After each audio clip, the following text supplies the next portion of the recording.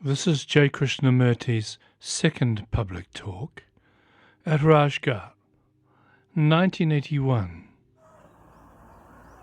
May we continue with what we were talking about yesterday.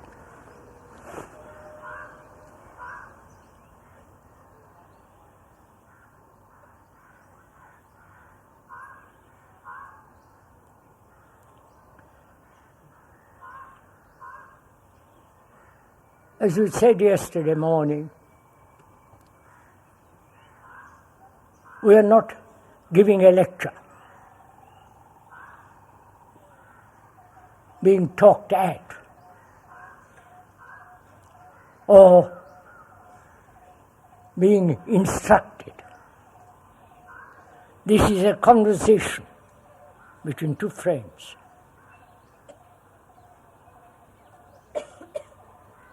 Two friends who have certain affection for each other, certain care for each other, who will not betray each other, who have certain deep common interest. And so they are conversing amicably, with sense of deep communication with each other.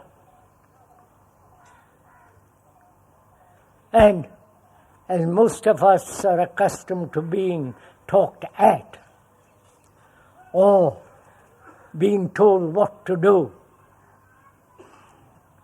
or you listen casually, not seriously,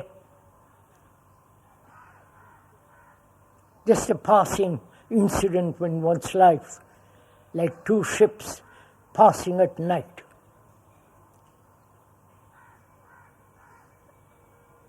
But we are at all serious as two friends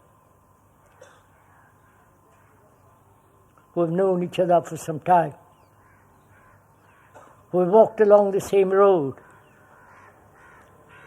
perhaps hand in hand, who have lived a life that's very complex, sad, miserable, unfortunate. So that two friends sitting under a tree on a lovely day, cool morning, with the dew on the grass, talking over together. And that's the relationship which this you and the speaker have.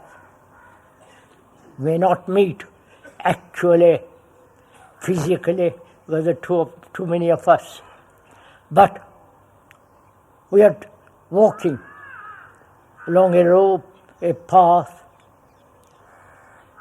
looking at the trees, the birds, the flowers, the scent of the air, the beauty of the morning, and talking seriously about their lives. Not superficially, not casually, but concerned with the resolution of their problems. So that's our relationship. And the speaker means what he says. It's not just a rhetorical to create an impression, because we are dealing with much too serious problems of life. So having said that, having established certain communication between ourselves, unfortunately it has to be verbal, but between the words, between the lines, between the content of the words, if one is at all aware, there's much deeper, more profound relationship. I think we ought to consider what a problem is. We all have problems. Sexual, intellectual, mathematical, problems of relationship, problems which humanity has created through conflict, through wars, through nationalism, through so-called religions. We're all problems. What is a problem? A problem. The speaker is not inventing a meaning.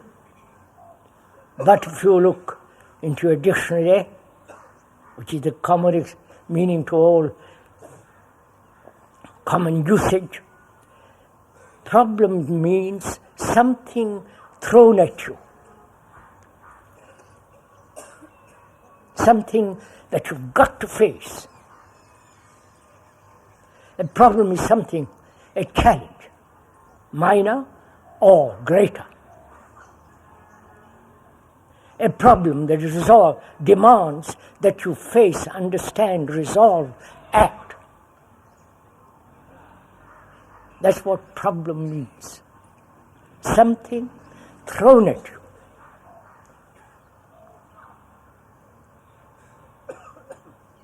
Something that unexpectedly,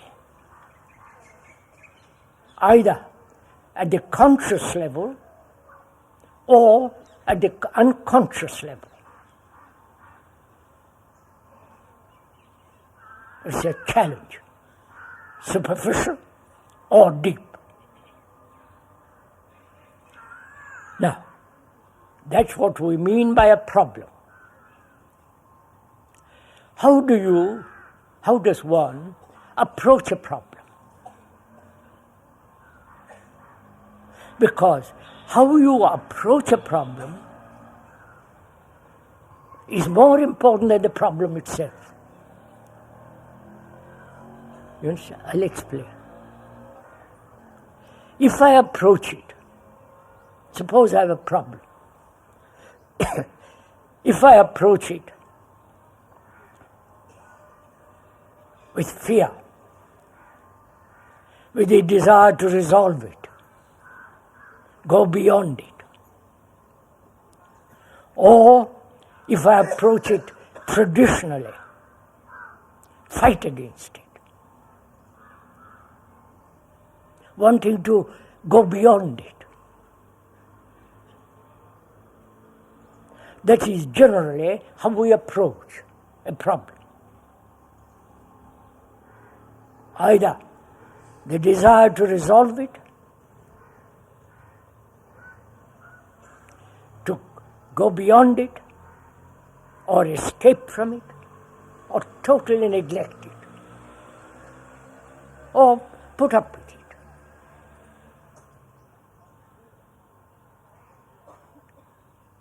Approach, the word approach means coming near.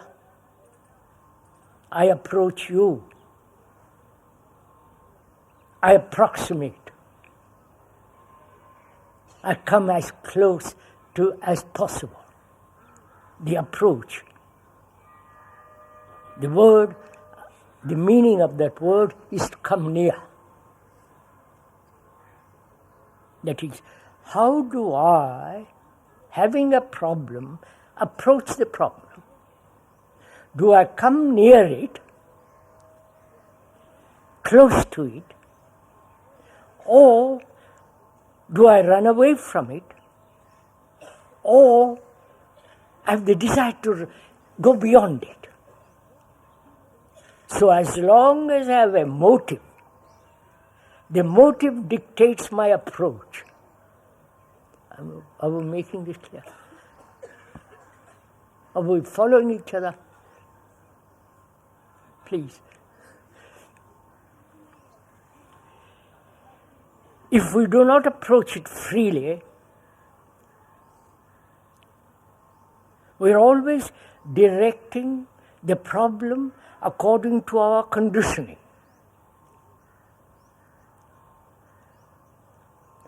suppose I am conditioned to suppress the problem, then my approach is conditioned, and therefore the problem is distorted. Whereas if I approach the problem without a motive, I could then come very close to it. Then the problem is important. Then in the problem is the answer, not away from the problem.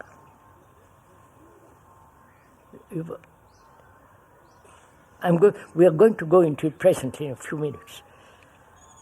So, it's very important how we approach a problem.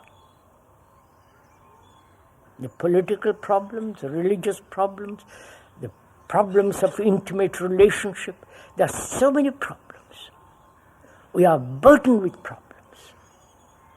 Even the problem of meditation, it becomes a problem. We never look at the problem. Why should we live with problems?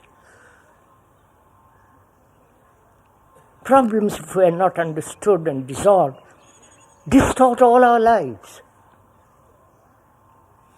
So it's very important to understand, to be aware how we approach a problem. And the next is to observe the problem and not to find a resolution of the problem. That is, in the problem itself is the answer. That depends how you approach it. That depends how you look at it.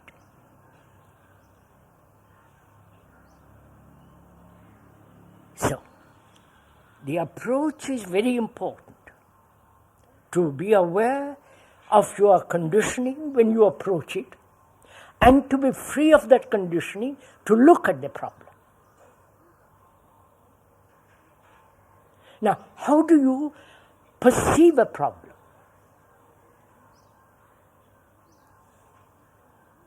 Please, we are thinking together. We are talking over our problems. We are looking at it. We are not analyzing it, but looking at it.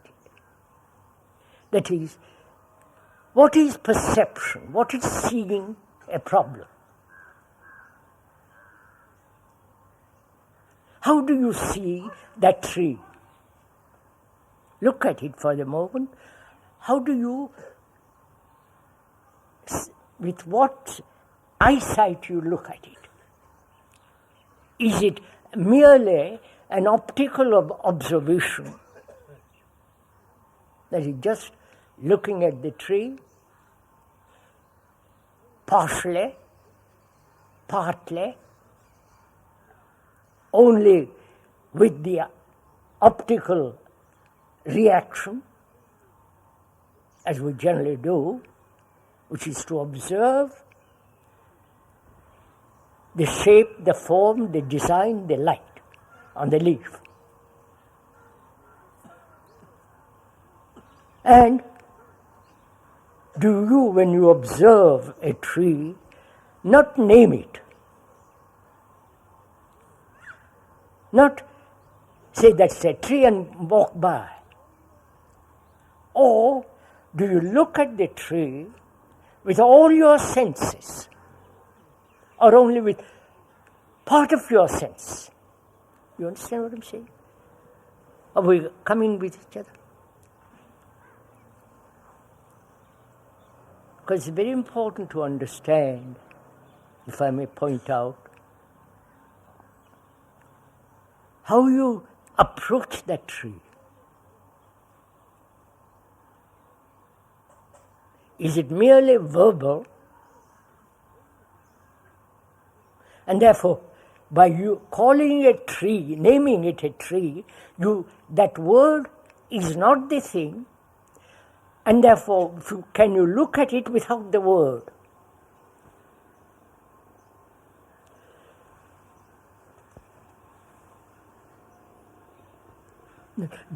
Please, don't put too much time on it, because we've got a lot to talk about. So are we aware how we approach it? Are we aware how we look at it? How we observe it? Do we observe it partially, with only one sense, that is, the optical sense, or do we see it, hear it, smell it, feel it, see this design of it, take the whole of it in? You're following all this?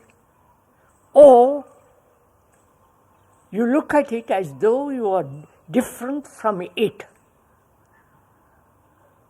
Of course, when I look at it, I am not the tree, fortunately, or unfortunately. But can I look at it without the word, with all my senses responding to the totality of that beauty? Right?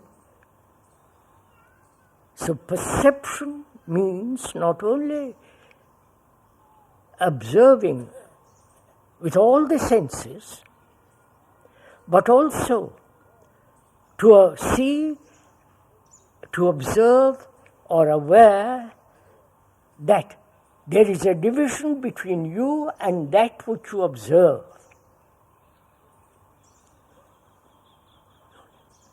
Probably you haven't thought anything about all this. Probably it's all Greek to you, or Chinese, or something else.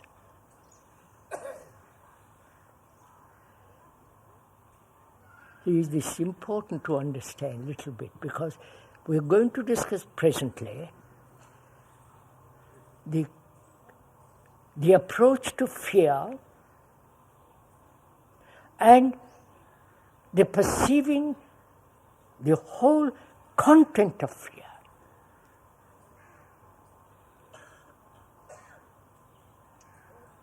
How you approach this burden which man has carried for millennia, how you approach it, and how you perceive it.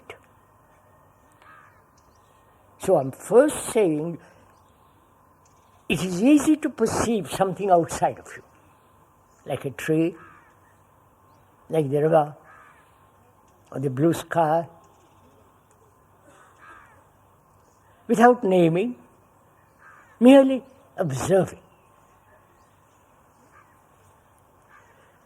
And can you look at yourself, the whole content of your consciousness? I'm moving it a little bit. Whole content of your mind, your being, your work, your thought, your feeling, your depression, all that. To look at it so that there is no division between fear and you.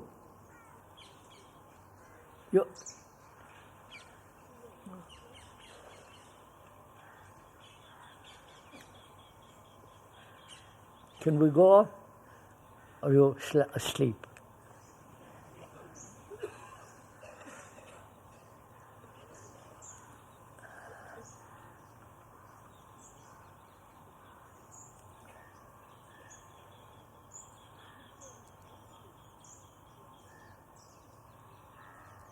If there is no division, there is no conflict.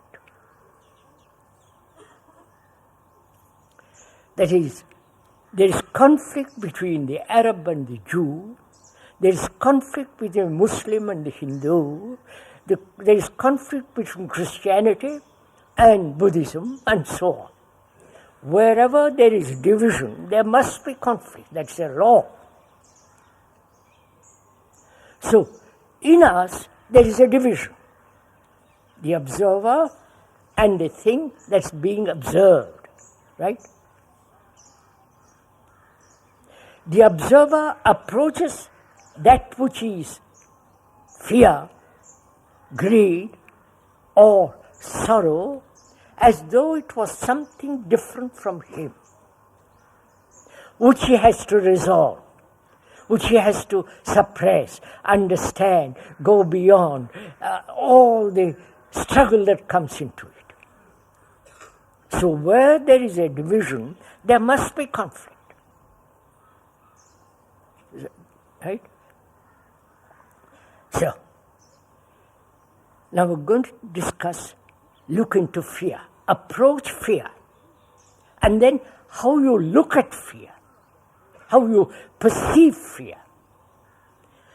The meaning of that word perceive means to comprehend, to look at it without any distortion, to look at fear without any reaction to escape, run away, suppress, explanation, or even analysis. I wonder if you follow this. Now, we're going to discuss as two friends what is fear.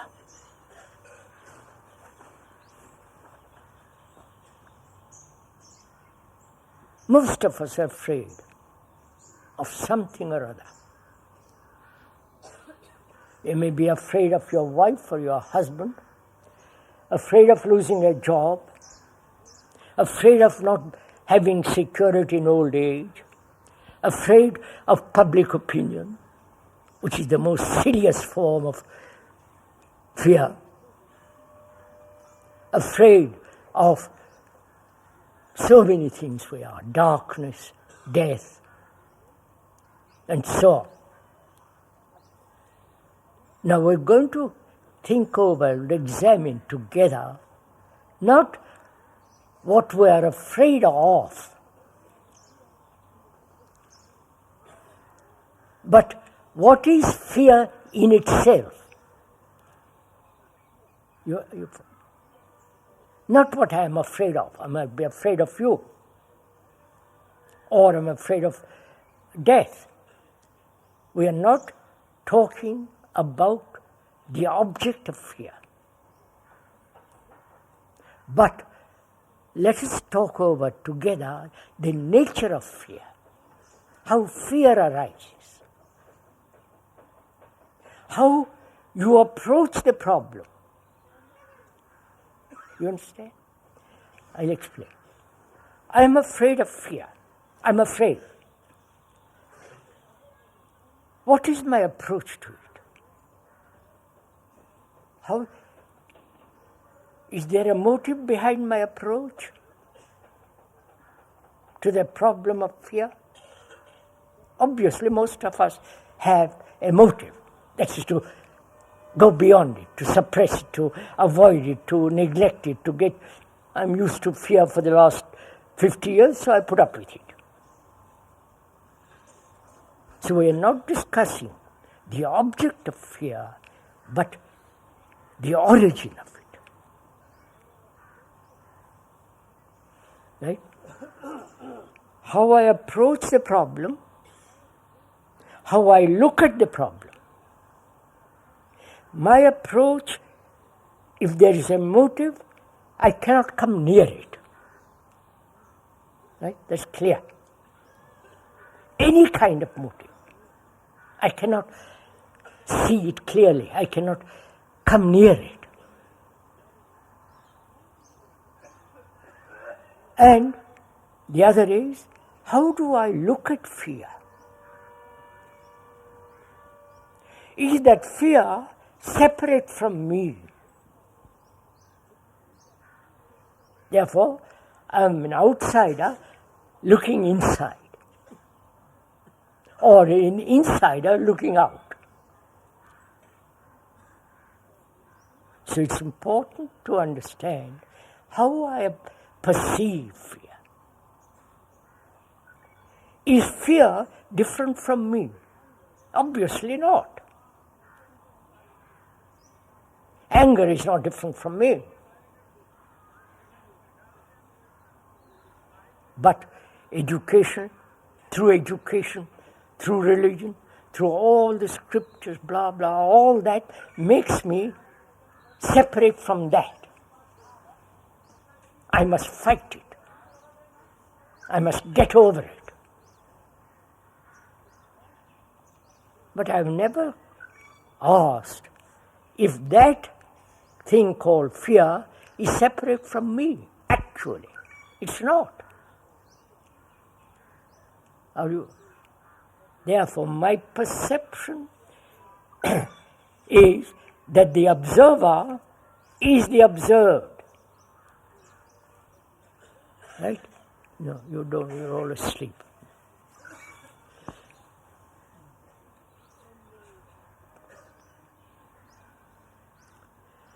Envy is not different from me. I am envy. I may think it is different from me, but the actual fact is I am part of that. I'm part of the anger. I'm part of greed, envy, suffering, pain. So pain, suffering, greed, envy, anxiety, loneliness is me. I'm all that. Right? First see it logically. Logically it is so.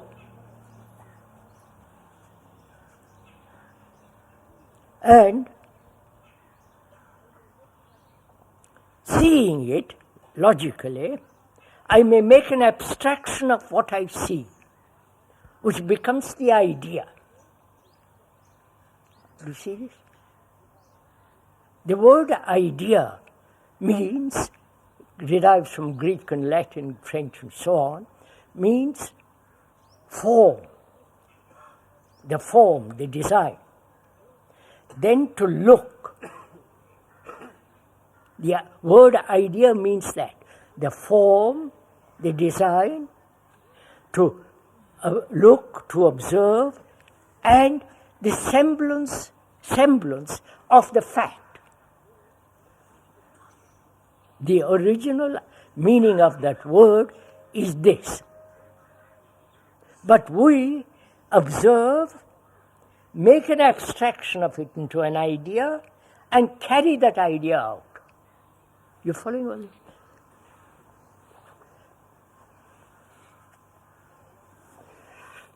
No, you are not getting it. Have I lost you? Or we are together still?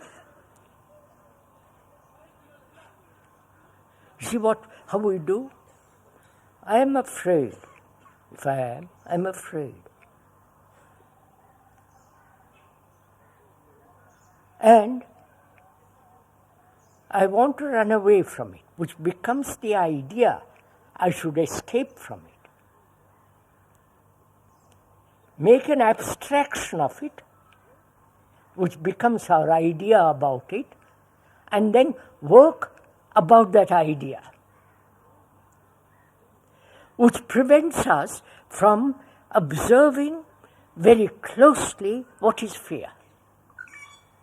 So please, when we are discussing about fear, don't make an abstraction of it, but look at it. Be very close to it. Don't make a semblance of it. You understand all this? Right, sir? Which means I approach it without any motive. I look at it. I observe it as something not different from me. Right? So you understand the combination? That is, I approach it very closely, and I can only approach it very closely if I don't have a motive. Because motive distorts. And I observe it as part of me. I am that. There is no difference between me and that. I am that. Therefore, my observation is the observer is the observed. It's not different from me. If that's clear, then we can go into the question, what is fear? You are all afraid, I'm quite sure, about something or other of your guru, sure to be, which you call devotion, afraid of losing so many things. So, what is fear?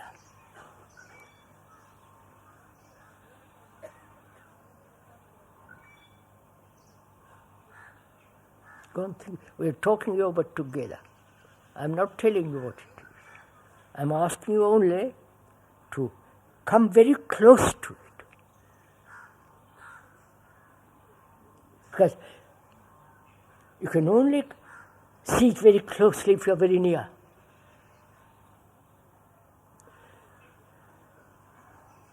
What is fear? Is it time?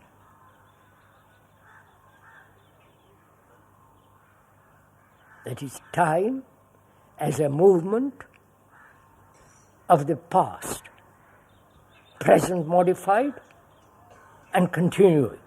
You understand this? I am the past, the present, and also the future.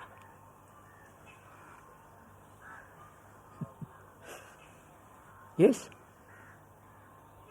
I am the result of the past, 1,000 million years.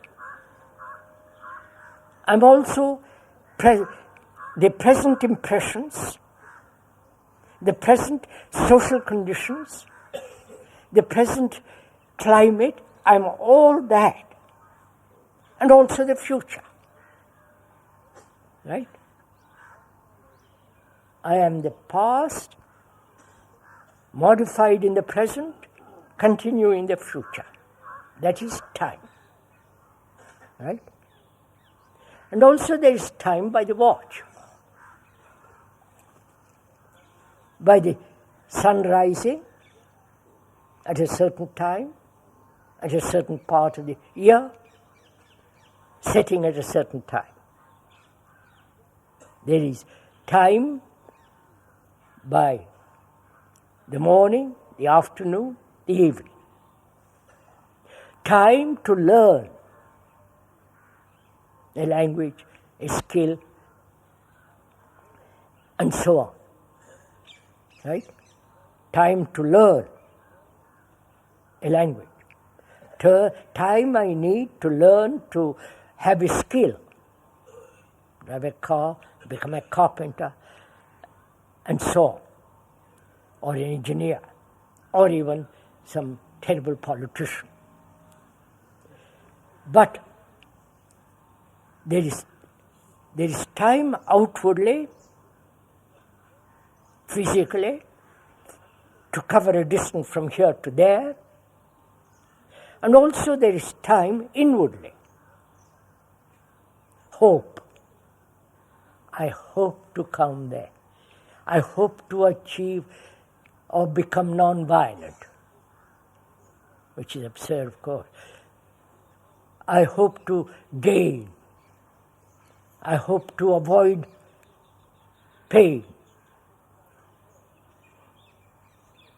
punishment. I hope to have a reward. So there is not only time outwardly, physically, but also there is time inwardly. That is, I am not this, but I will become that, which means time. The physical time is actual, right? It's there. It's 11 o'clock or 12 o'clock, whatever time it is now. But inwardly, we have assumed there is time. That is, I am not good, but I will be good. That is time, to cover the distance where I am now, where I will be. Now, we are questioning that time, not the time by the sun, by the watch, by the distance, but time, is there time inwardly? You understand my question? So, if there is time inwardly, there is fear. You have understood this? That is, I have a job, but I might lose that job, which is the future, which is time. I have been ill. I hope not to be ill. I've had pain. I hope I will never have pain again. That is, the remembrance of the pain and the continuation of that memory, hoping there will be no pain. You're following all this? So there is time inwardly, at least we think there is time, but outward time is necessary. So we are questioning whether fear is not time. That is, I am afraid to lose my job in the future, which is time. I am afraid of having been ill and pain, not to have it again. Right? So there is this constant hope, constant remembrance, and avoidance, which is part of time. So we are asking, is not time part of fear?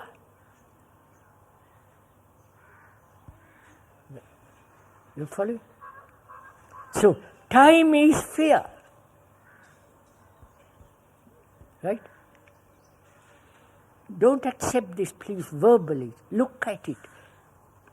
Look into yourself. Be aware of yourself, of your fear, and look how that fear arises. The remembrance of something past, recorded in the brain as remembrance, as an incident, and afraid that it might happen again. Right? We are saying time is a factor of fear. Right? And also another factor of fear is thought. That is, I think about my pain, which I've had last week. It is recorded in the brain, and I think I might have that pain again tomorrow. So there is the operation of thought, which says, I've had the pain, I hope not to have the pain. So thought and time is fear. God, it takes a long time to explain something. You've understood. Not understand verbally, you have observed yourself, in yourself, deeply, that you see that fear is a remembrance, which is thought, and also time, future. I'm secure now, I may be insecure tomorrow. Fear arises. I believe in communism, and you come along and show it to me, that's nonsense. I'm afraid. You follow? So, time plus thought equals fear.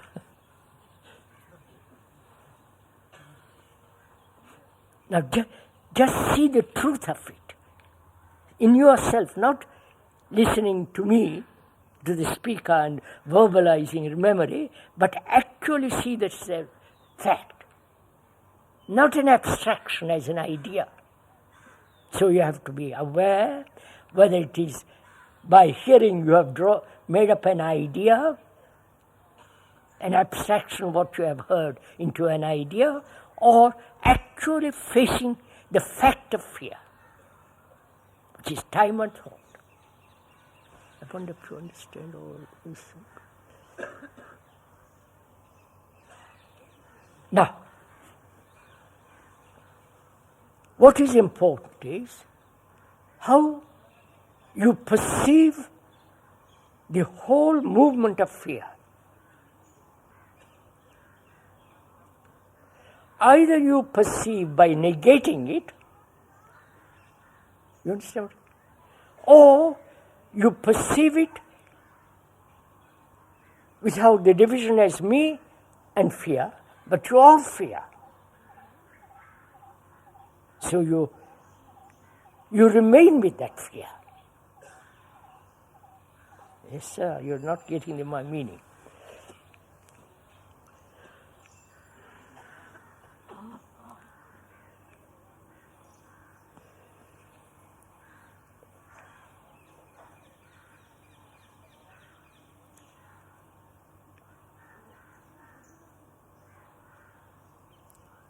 See, there are two ways of negating fear. By totally denying it, by saying I have no fear, which is absurd. Or you are negating it by perceiving the observer is the observed. Therefore, no action. I wonder if you see this.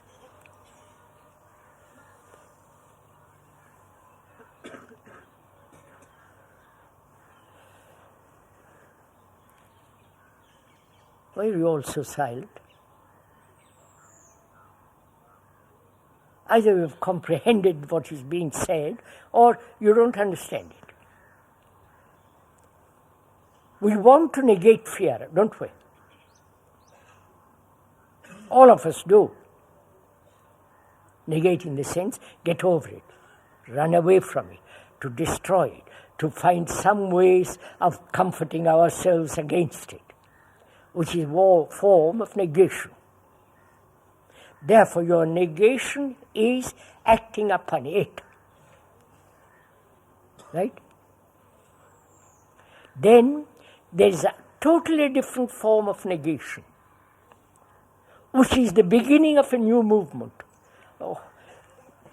which is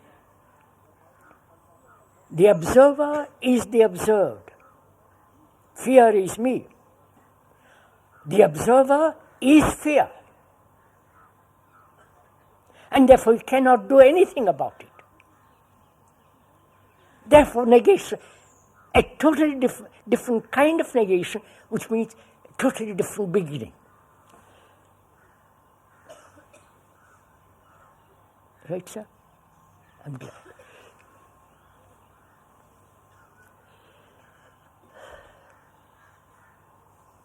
Have you done it? As we were talking, as two friends walking along that lovely path, with a lot of trees, flowers, birds, trees and bushes. And, we talked. Have you realized this fact that when you act upon it, you strengthen it? By acting upon it is to run away, suppress, analyze, find the cause, all that, which is you are trying to negate something which is not you. But when you realize you are that, and therefore you cannot act, I'm brown or white or pink or whatever color, I can't do anything about it. Therefore there is non-action. And therefore totally different movement taking place. But I've said it, it's up to you if you don't understand it.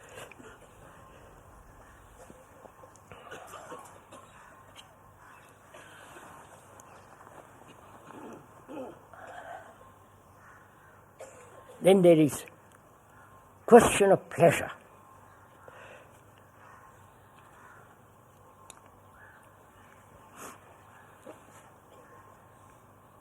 Is pleasure different from fear?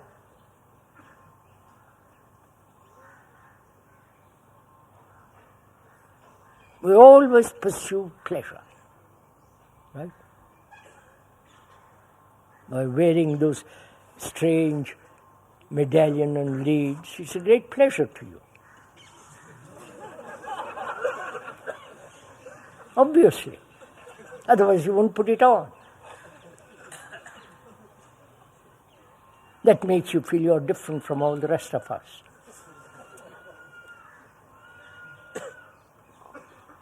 So is that pleasure different from fear? Or fear is pleasure?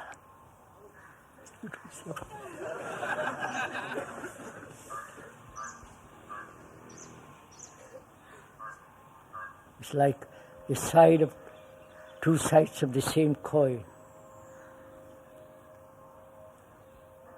When you understand the nature of pleasure, which is also time and thought, isn't it? I've had remembrance of something very beautiful, and it's recorded, remembered, and I want that pleasure repeated. I remember the fear of an instant, recorded, and I want to avoid it. So both, they are the movements of the same kind, only I call it pleasure and I call it fear. Right? Is this clear morally? Then we must also go into the question of suffering.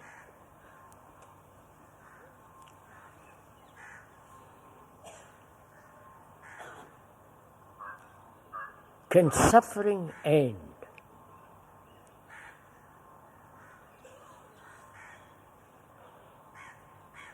Is there an end to sorrow?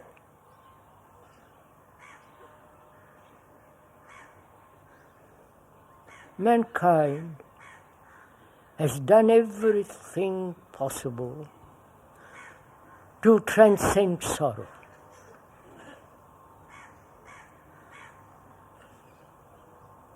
It has worshipped sorrow, it has run away from sorrow, it has held to sorrow to one's heart, it has tried to seek comfort away from sorrow.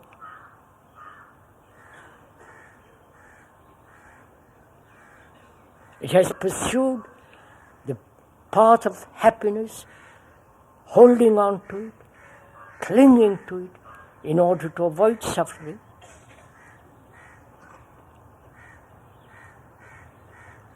Man has suffered.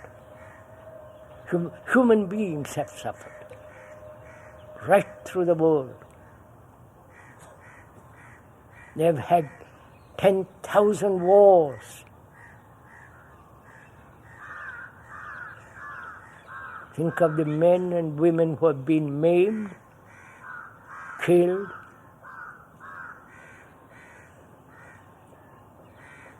and the tears that have been shed.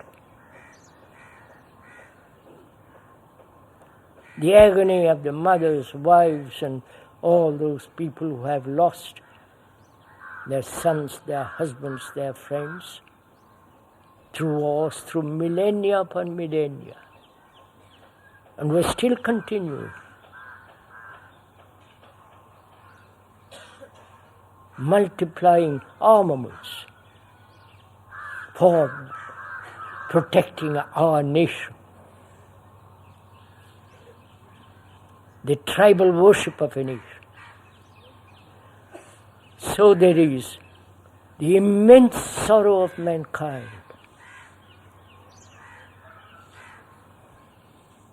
The poor man along that road will never know a good clean bath, clean clothes, ride in an airplane, or all the pleasures that one has that he will never have. And there is that sorrow. There is the sorrow of a man who is very learned and those who are not very learned.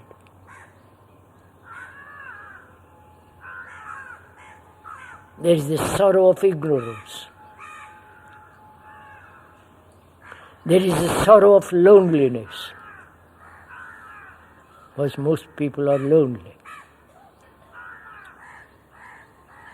They may have a lot of friends, lot of ideas, lot of scholarship, but they're also terribly lonely people.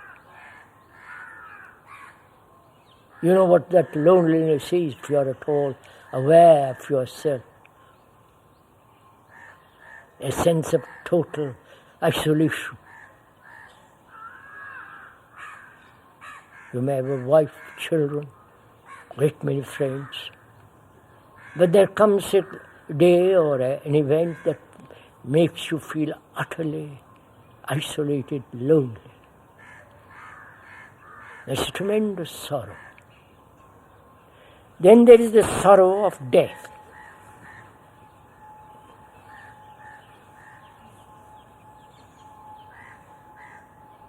Sorrow of someone you have lost.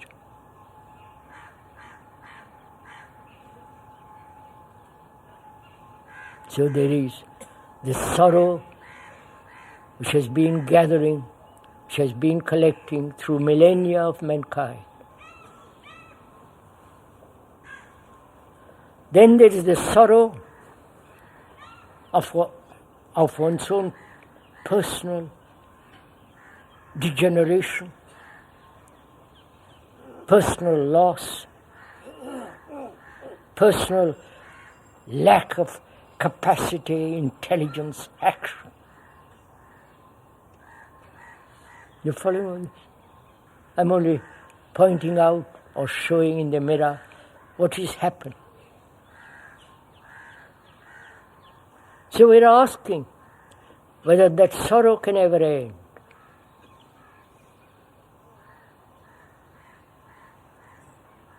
Or you come to sorrow with sorrow and die with sorrow. You understand all this? And we are asking, as two friends walking along the path, a nice lovely path, is there an end to it?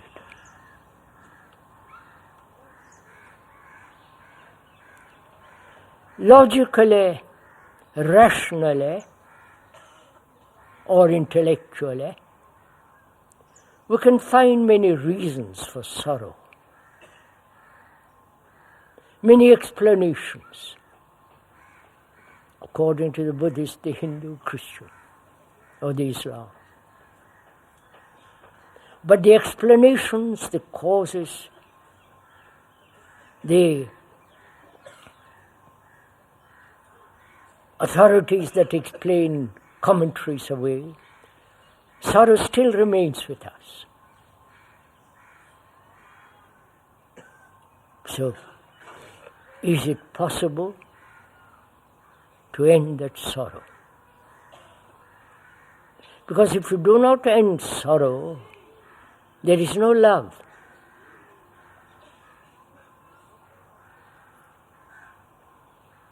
There is no compassion. So one has to go in deeply and see if it can ever end.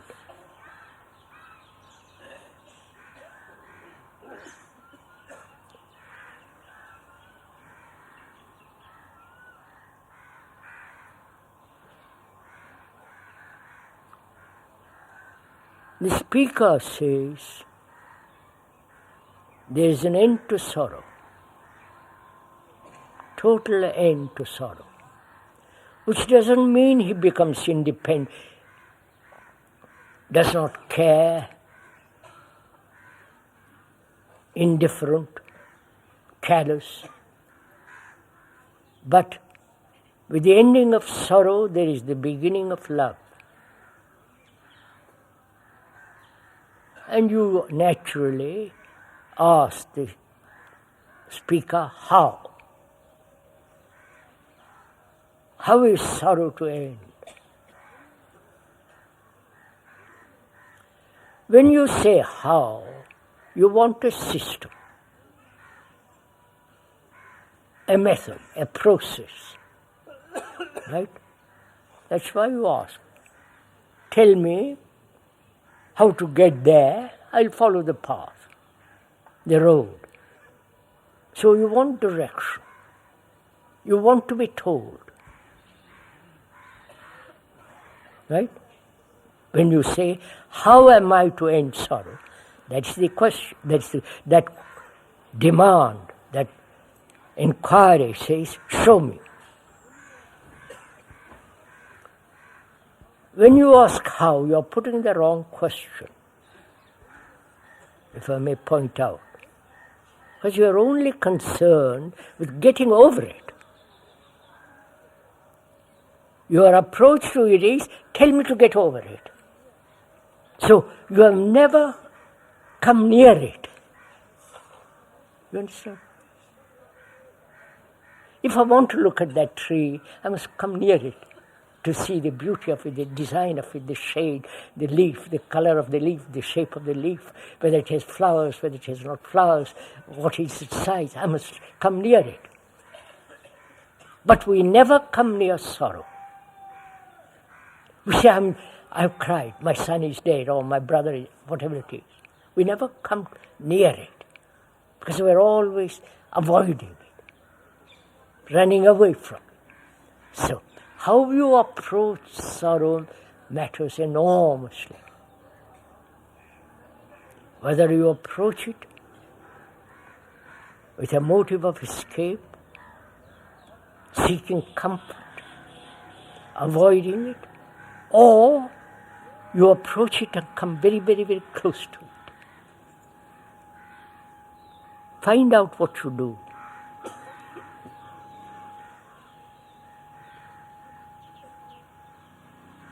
Whether you come very close to it.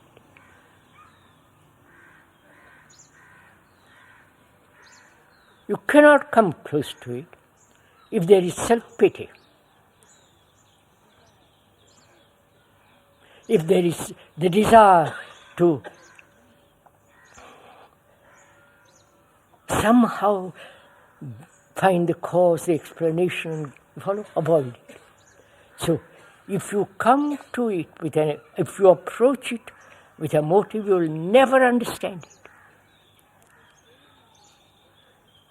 So, matters very much how you approach it, come near it, and how you see it, how you perceive sorrow. Is it the word sorrow that makes you feel sorrow, or is it a fact? And if it is a fact, and you want to come close to it, that is, sorrow is you. You are not different from sorrow. That is the first thing to see, that you are not different from sorrow. You are sorrow. You are anxiety, loneliness, pleasure, pain, fear, this sense of isolation. Lonely. You are all that. So you come very close to it. You are it. Therefore you remain with it. Now you don't see it. Sir, when you want to look at that tree, you come to it. You look at every leaf, every shape of that tree. You take time. You are looking. And it tells you all its beauty. You don't tell the tree your story. It tells you, if you watch it. In the same way, if you come near it, hold it, look at it, not run away from it, see what it is trying to tell you, its depth, its beauty, its immensity.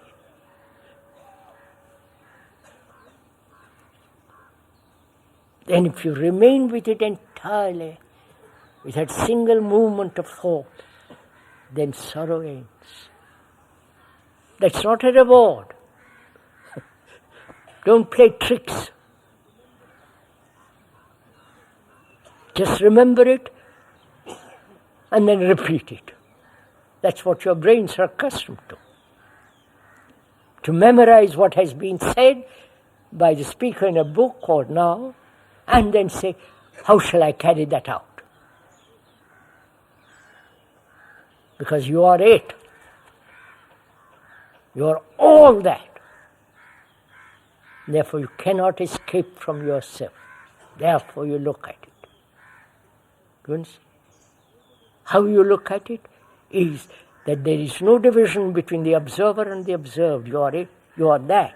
Therefore there is no division. When there is no division, you remain entirely with it.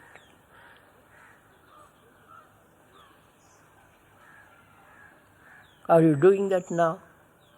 Don't say please. It's one of the most, it requires great deal of attention, great deal of intensity, clarity, not only the verbal clarity, but the clarity of the mind that sees instantly the truth of it.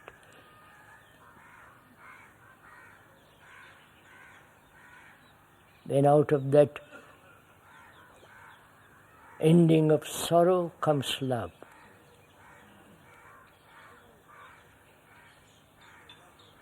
I wonder if you love anything. Do you?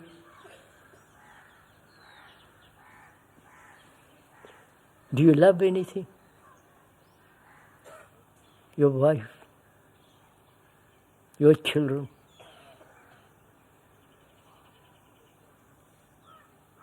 your so-called country. Do you love the earth? You love the beauty of a tree, the beauty of a person. Oh, we are so terribly self-centered, we never have any perception of anything at all.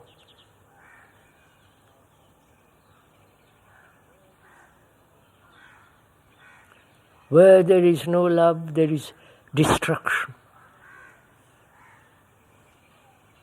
degeneration. And love brings compassion. Compassion is not doing some social work.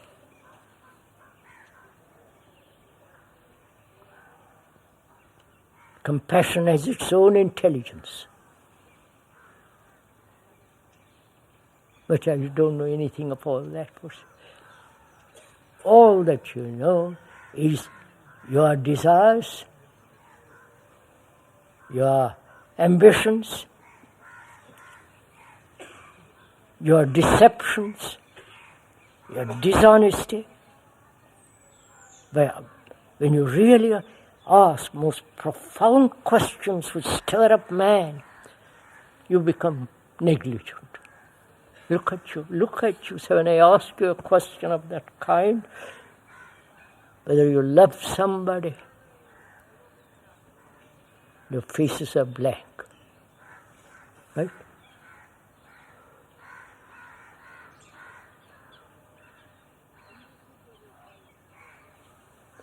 And this is the result of your religion, of your devotion to your nonsensical guru, your devotion to your leaders. Not devotion, you're frightened, therefore you follow. At the end of all this millennia upon millennia, we are what we are now. Just think of the tragedy of all this. That is the tragedy of yourself, you understand, sir?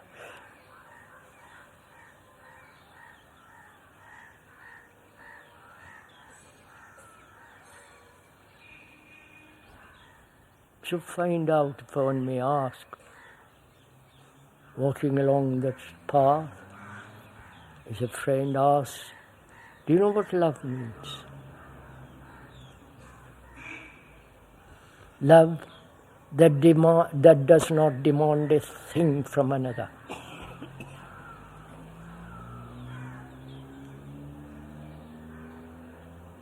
Ask yourself, sirs. Doesn't demand a thing from your wife, from your husband. Nothing. Physically, emotionally, intellectually, not to demand a thing from another.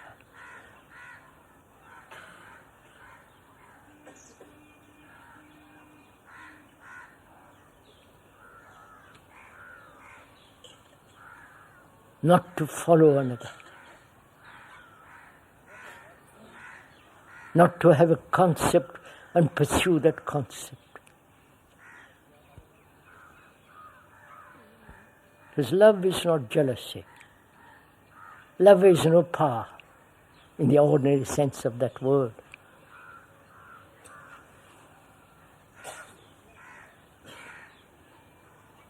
Love doesn't seek position, state, power.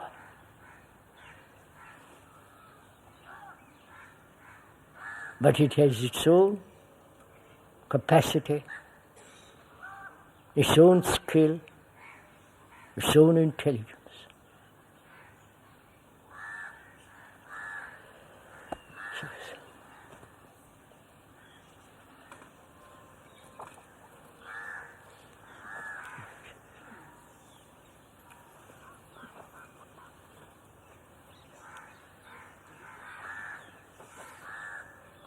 We meet next Saturday, I believe, for question and answer. Next Sunday will be the last talk. We'll discuss together next Sunday what is religion, what is a religious mind, what is something that's beyond all thought, what is meditation and so on. We'll go into all that. That's it.